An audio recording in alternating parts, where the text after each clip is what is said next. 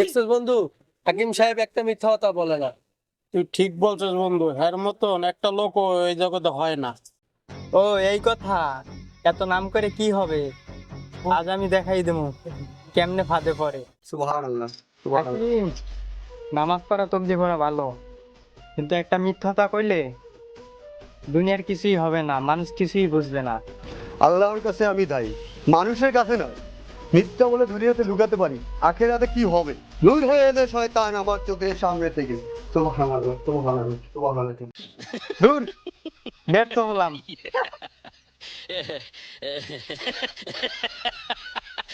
আসসালামু আলাইকুম হাকিম সাহেব। ওয়ালাইকুম আসসালাম। বলছি আমার একটু কাজ আছে, কাজটা একটু এগিয়ে দেন, আপনার জন্য কিছু হাদিয়া আছে।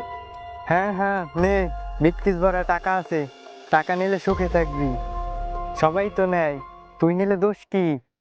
আপনি কি জানেন হারাম জিনিস সুখ হলো আগুন? আমি আল্লাহর ভয় করি, আল্লাহর ভয়ে আমি এক টাকাও ঘুষ খাবো না। সরি, আমি আর কি বলবো, অনেক লজ্জার বিষয়। যাই হোক, আমি আজকে আপনার থেকে অনেক কিছু শিখলাম। আমার ভুল হয়েছে, আমাকে পারলে মাফ করে দেন। আসসালামু আলাইকুম। ওয়ালাইকুম আসসালাম। উফ, আমি আবারও হেরে গেলাম।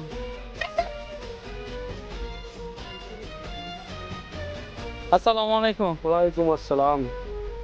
দেখ, সবাই তোরে সম্মান করে, তো কত বড় মনের মানুষ, একটু অহংকার কর না। সম্মান আল্লাহর দান, আমি অহংকার করলে আল্লাহ তাআলা কেড়ে নেবে। আমি এক আল্লাহ তাআলার বান্দা। আল্লাহ আল্লাহ আল্লাহ। উফ, আবারও হেরে গেলাম। আসসালামু আলাইকুম। আরে মেয়েরা নামনে সালাম।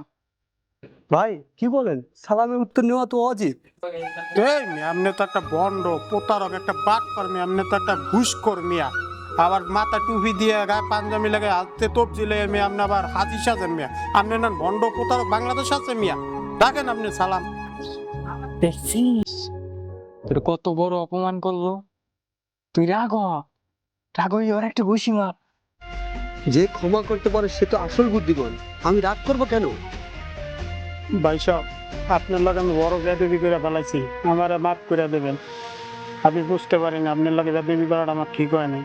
আচ্ছা আচ্ছা ঠিক আছে, ভুল তো মানুষেরই হয়, মাফ করা মানুষকে উপর আল্লাহ। তা চলেন ভাই, আপনার লগে যাই নামাজটা পড়ে আসি। আচ্ছা ভাই ঠিক আছে, চলুন।